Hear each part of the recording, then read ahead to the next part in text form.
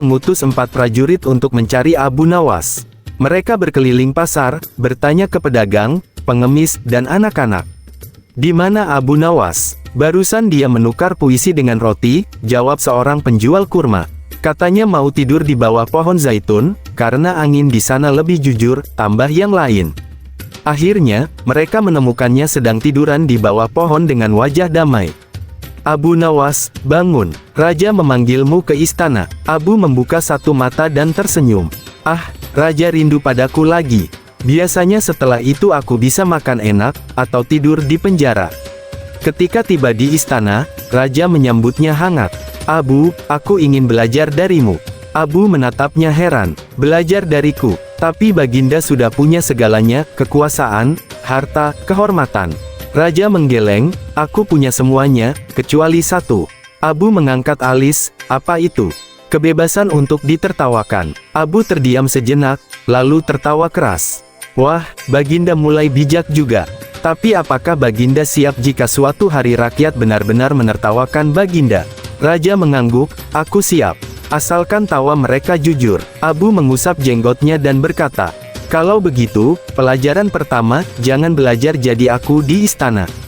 Pergilah ke pasar, jadilah orang biasa. Di sanalah tawa paling jujur tinggal. Raja mengangguk mantap. Maka dimulailah petualangan aneh seorang raja yang turun dari singgasana untuk belajar menjadi manusia biasa, di bawah bimbingan orang paling kocak sekaligus paling bijak di seluruh Baghdad. 2 hours later.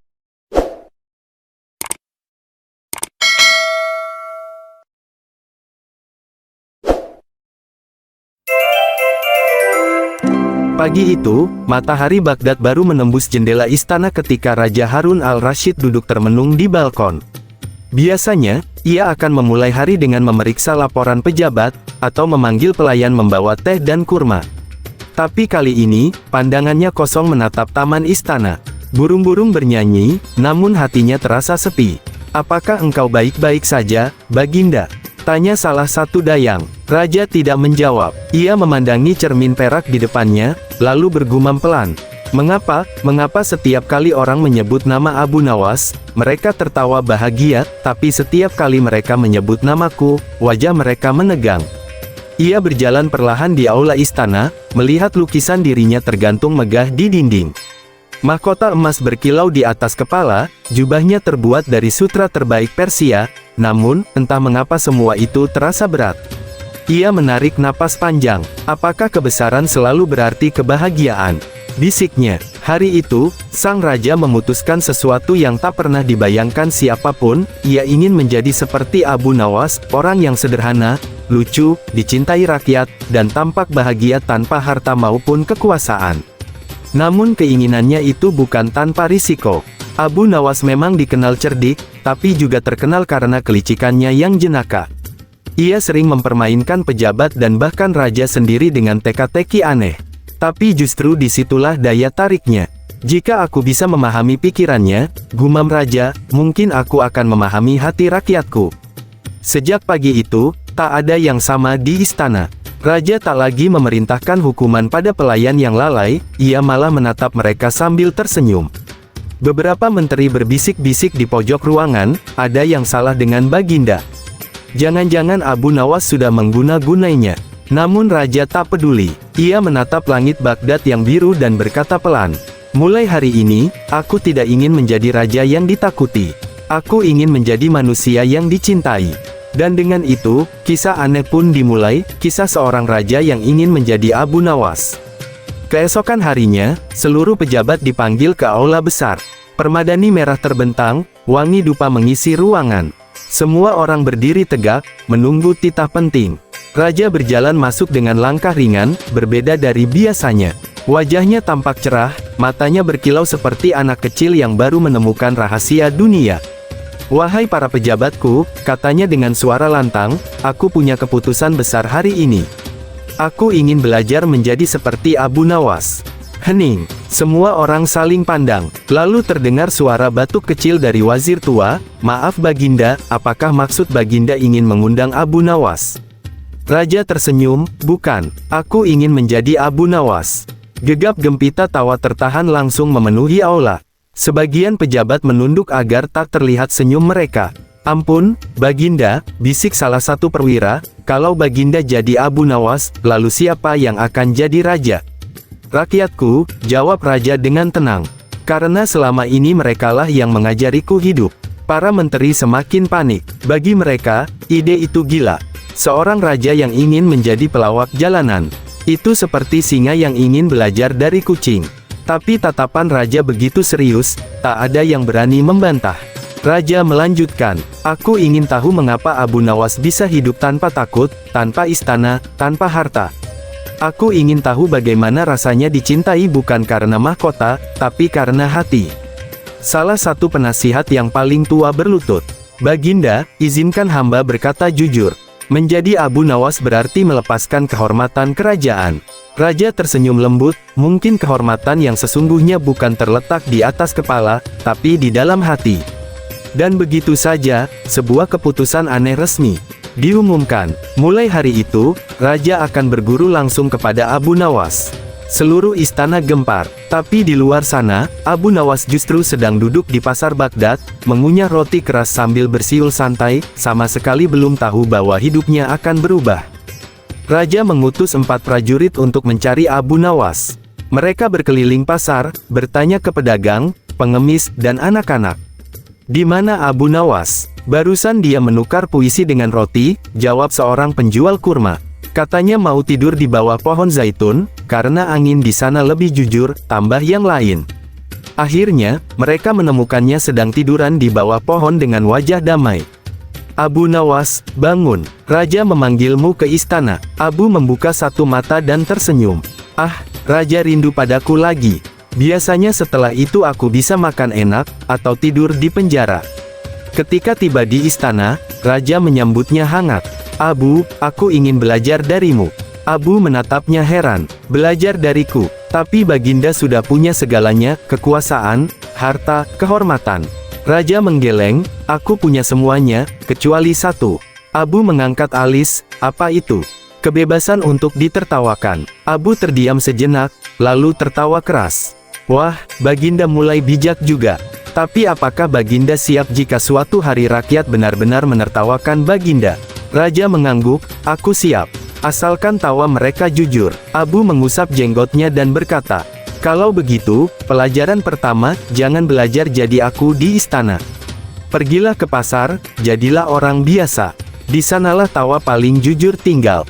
Raja mengangguk mantap. Maka dimulailah petualangan aneh seorang raja yang turun dari singgasana untuk belajar menjadi manusia biasa, di bawah bimbingan orang paling kocak sekaligus paling bijak di seluruh Baghdad. Keesokan harinya, Abu Nawas datang membawa pakaian lusuh. "Baginda, mulai hari ini engkau bukan raja. Engkau adalah penjual roti di pasar." Raja terkejut. "Aku, menjual roti?" "Ya, agar tahu rasa lapar orang miskin." Dengan wajah kikuk, raja mengenakan pakaian itu. Mahkotanya diganti peci tua, jubahnya diganti kain kasar. Tak ada satupun rakyat yang mengenalinya. Hari pertama, ia membuat roti, tapi semuanya hangus. Asap mengepul, dan orang-orang mulai menertawakan. "Roti gosong. Siapa yang mau beli roti gosong?" teriak seorang anak kecil. Raja tersipu. "Ini baru percobaan pertama," katanya. Tapi tawa mereka makin keras. Abu yang duduk tak jauh dari situ hanya tersenyum. "Lihat, Baginda, itulah bayaran pertama menjadi Abu Nawas, ditertawakan tanpa kehilangan kehormatan." Raja menatap tangannya yang kotor, peluh bercucuran di dahi. Dalam hatinya ia berkata, "Selama ini, aku hanya mendengar tawa di pesta istana. Tapi di sini, aku mendengar tawa kehidupan." Malamnya, Abu datang membawa 2 potong roti gosong. "Baginda, bagaimana rasanya jadi penjual gagal?" Raja tersenyum, aneh tapi menenangkan. Abu tertawa, "Bagus. Itu tanda pelajaran pertama berhasil." Hari berikutnya, Raja mencoba lagi. Ia ingin membuktikan bisa menjual. Tapi meski roti sudah tidak gosong, tetap tak ada yang mau membeli. Abu mendekat dan berbisik, "Tulis sesuatu di papan daganganmu. Gunakan namaku." Raja menulis, "Roti gosong buatan Abu Nawas palsu." Ajaib, orang-orang mulai berdatangan. "Wah, ini roti Abu Nawas palsu. Aku ingin mencoba, pasti lucu rasanya." Tak sampai setengah hari, semua roti laku terjual. Raja terkejut. Mengapa orang membeli sesuatu yang mereka tahu palsu? Abu tersenyum bijak. Karena nama sering lebih berharga dari isi. Tapi hanya nama yang jujur yang bisa bertahan lama. Raja merenung lama malam itu. Selama ini rakyat membeli kebohongan karena takut menolak perintahku, gumamnya. Tapi mereka membeli palsu Abu Nawas karena percaya ada kejujuran di balik kelucuan. Abu menepuk bahunya. Dan itulah pelajaran kedua, Baginda. Kadang kebenaran lebih mudah diterima jika disampaikan dengan tawa. Beberapa hari setelah Raja sukses menjual roti gosong Abu Nawas palsu, Abu datang lagi dengan wajah penuh siasat. Baginda, katanya sambil duduk santai di bangku pasar, hari ini pelajaran kedua, cobalah menipu seseorang, tapi untuk membuatnya bahagia. Raja terkejut. Menipu? Aku Raja, Abu. Aku tak biasa berbohong. Abu terkekeh. Justru itu masalahnya. Engkau terlalu jujur dalam hal yang tak perlu, dan terlalu diam dalam hal yang penting. Menipu bukan selalu jahat, asal niatnya membawa kebaikan. Raja berpikir keras. Baiklah, aku akan coba. Seharian ia berjalan di pasar, memperhatikan wajah-wajah orang yang lelah. Ia melihat seorang pengemis tua duduk di pojok jalan, tangannya gemetar menggenggam mangkuk kayu yang hanya berisi beberapa koin tembaga. Raja menghampirinya dan berkata lembut, "Wahai kakek, ini ada koin emas ajaib. Jika kau bersyukur setiap pagi, koin ini akan bertambah." Mata pengemis itu berbinar. Ia mencium tangan raja tanpa tahu siapa yang memberinya. "Terima kasih, orang baik. Aku akan bersyukur setiap hari." Abu yang sejak tadi memperhatikan dari kejauhan menghampiri. "Baginda, bagaimana rasanya menipu?" Raja tersenyum kecil. "Aku merasa bersalah, tapi entah kenapa hatiku hangat." Abu menepuk bahunya. Itulah bedanya tipu daya yang jahat dengan tipu daya yang penuh rahmat. Yang pertama membuat dada sesak, yang kedua membuat hati lega. Keesokan harinya, mereka kembali ke pasar. Pengemis itu sedang bercerita dengan wajah cerah, "Lihat, koinku tak bertambah, tapi hatiku terasa kaya." Raja tersenyum bangga. "Abu," katanya, "mungkin kebahagiaan tidak datang dari apa yang kita miliki, tapi dari cara kita memandangnya." Abu mengangguk puas. Baginda sudah selangkah lebih dekat menjadi Abu Nawas. Tapi hati-hati, pelajaran berikutnya jauh lebih berat. Hari itu Abu Nawas membawa raja keluar dari istana menjelang malam. Langit Baghdad berubah jingga, aroma rempah dan asap tungku masih mengambang di udara. "Baginda," katanya, "malam ini kita akan belajar tentang rasa takut." Raja mengernyit. "Rasa takut?" Abu menunjuk ke jalan. "Benar, malam ini Baginda akan tidur di sini, di bawah langit, tanpa penjaga, tanpa pelayan, tanpa bantal sutra." Raja terdiam. "Abu, aku bisa dibunuh perampok." Abu tersenyum, "Kalau begitu, malam ini Baginda akan tahu seberapa banyak yang Baginda percayakan kepada Tuhan, bukan pada penjaga istana." Maka malam itu, untuk pertama kalinya dalam hidupnya, Raja Harun al-Rasyid tidur di pinggir jalan. Angin malam menamparkan lembut wajahnya, debu menempel di jubah lusuhnya. Ia menggigil, tapi Abu hanya tertawa kecil.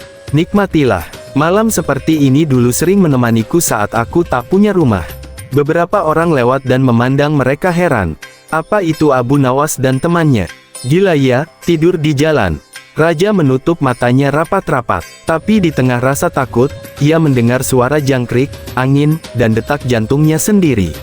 Ada rasa damai aneh di situ. Saat fajar tiba, Abu membangunkannya. "Baginda, apakah malam ini membuatmu takut?"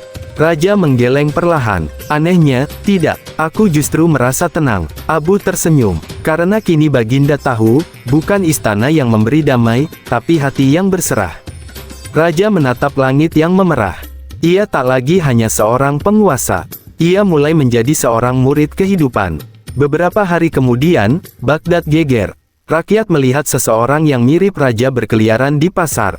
Berbicara sendiri, memberi roti gratis, bahkan bercanda dengan kucing liar. "Dia mirip Raja Harun," seru seorang wanita. "Tidak mungkin. Raja tak mungkin berdebu begitu," jawab yang lain. "Tapi orang itu memang raja." Abu Nawas hanya tertawa di sudut pasar. "Wahai rakyat Baghdad, lihatlah. Raja kalian akhirnya tahu rasanya jadi orang bebas." Raja berjalan dengan langkah ringan, menatap anak-anak yang bermain, lalu ikut menendang batu kecil bersama mereka. Tawa polos bocah-bocah itu membuat hatinya luluh. Seorang pedagang kurma menatapnya heran. Orang aneh, tertawa sendiri seolah dunia ini miliknya. Raja menjawab, dunia memang milik siapapun yang bisa menikmatinya. Namun kabar itu sampai ke telinga para menteri. Mereka panik. Baginda sudah gila. Ini pasti ulah Abu Nawas. Mereka segera mendatangi pasar, berusaha membawa raja pulang. Tapi raja menolak. Biarkan aku di sini, katanya, aku belum selesai belajar.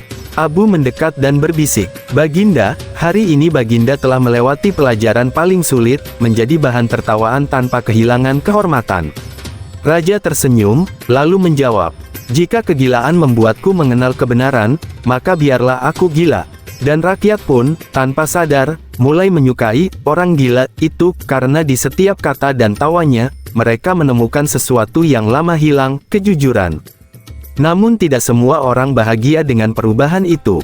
Para pejabat iri, mereka merasa posisi mereka terancam.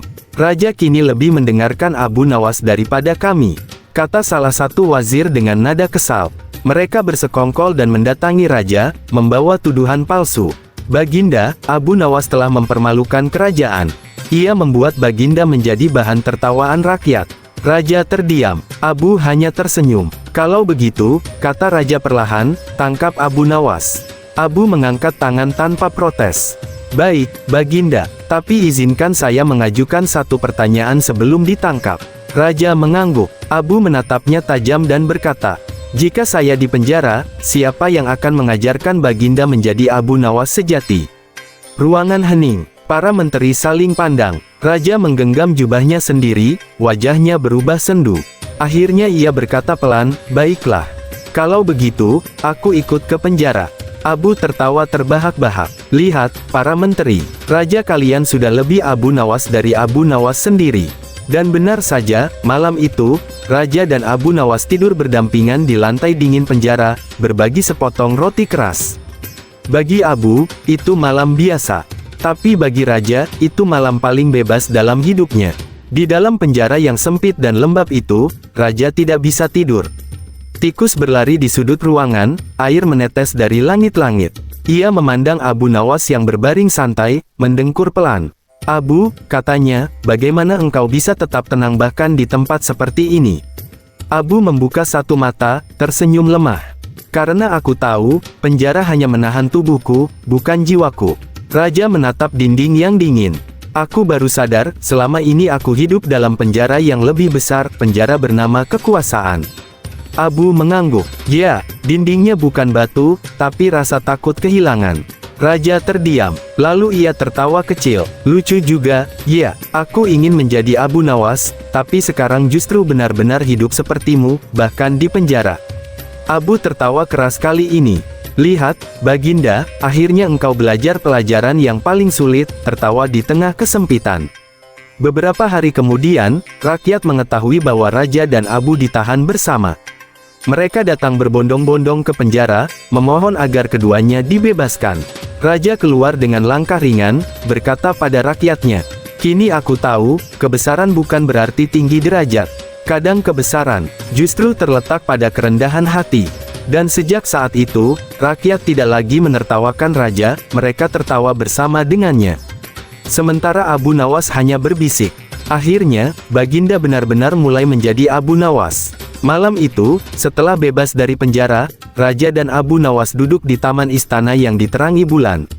Angin lembut berhembus membawa aroma bunga melati.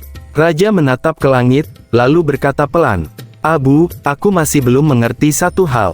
Mengapa engkau selalu terlihat bahagia, bahkan di tengah kesulitan? Abu tersenyum, memandangi kolam yang memantulkan sinar bulan. Karena aku tidak menunggu kebahagiaan datang, Baginda.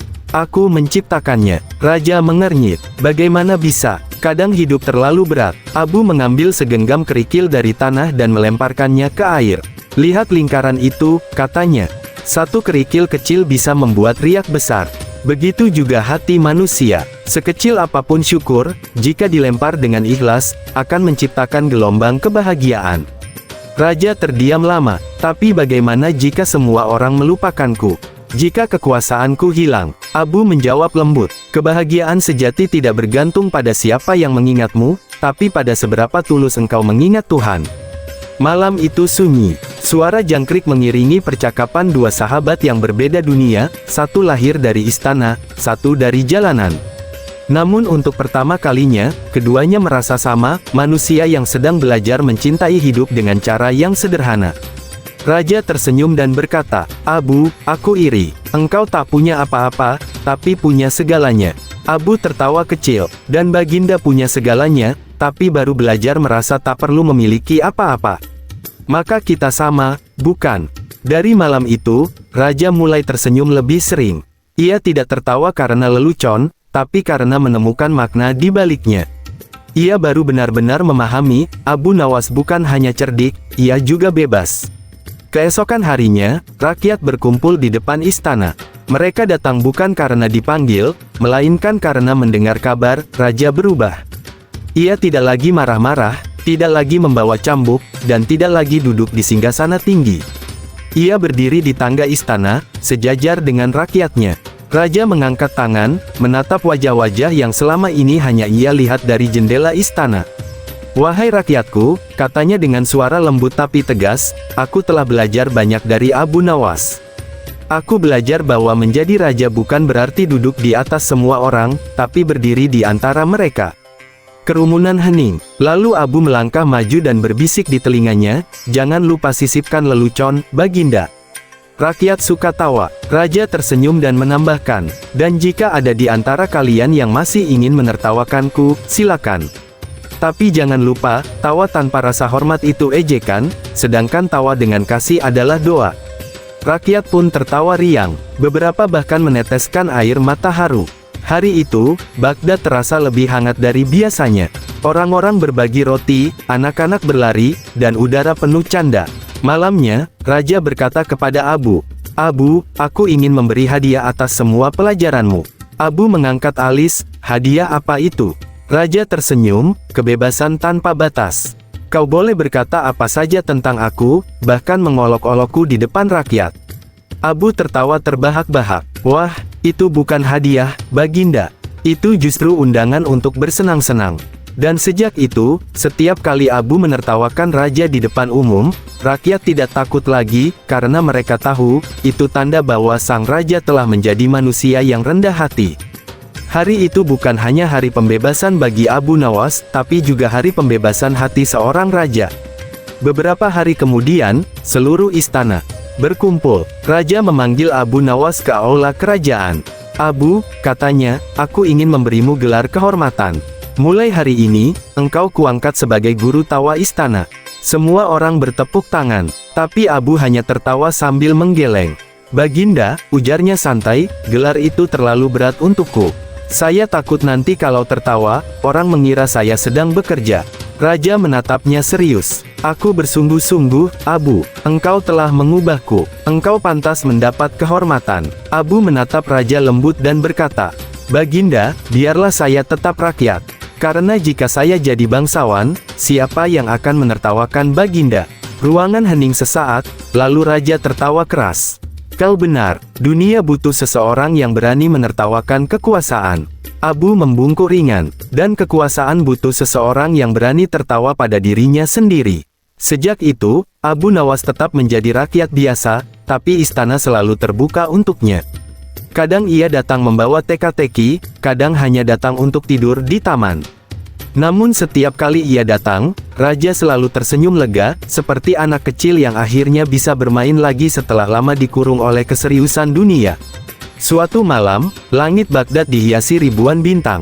Raja dan Abu Nawas duduk di taman, di bawah pohon kurma yang rindang. "Abu," kata Raja, "aku rasa aku gagal menjadi seperti dirimu." Abu menatapnya dengan mata lembut, "Mengapa berkata begitu, Baginda?" Raja menunduk, "Aku masih berpikir seperti raja. Kadang aku ingin dihormati, kadang aku marah kalau rakyat salah paham." Abu tersenyum dan menjawab, "Baginda, engkau tidak gagal. Engkau hanya menjadi dirimu sendiri." Raja terdiam. Abu melanjutkan, "Menjadi Abu Nawas bukan berarti berpakaian lusuh dan hidup di jalan. Menjadi Abu Nawas berarti berani jujur, bahkan pada diri sendiri. Dan Baginda sudah melakukannya." Raja menatap bintang, menarik napas panjang. "Mungkin memang aku tak bisa jadi Abu Nawas. Tentu saja tidak, jawab Abu cepat. Karena Tuhan tidak menciptakan dua Abu Nawas. Tapi Tuhan juga tak menciptakan dua raja sepertimu.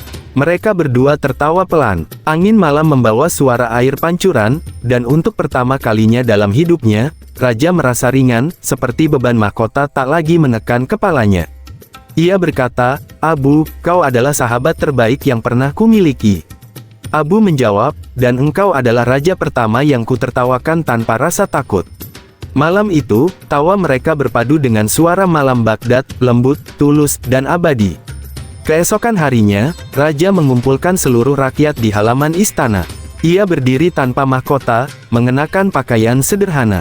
Suaranya tenang, tapi menggetarkan hati semua yang mendengarnya. "Wahai rakyatku, aku pernah ingin menjadi Abu Nawas.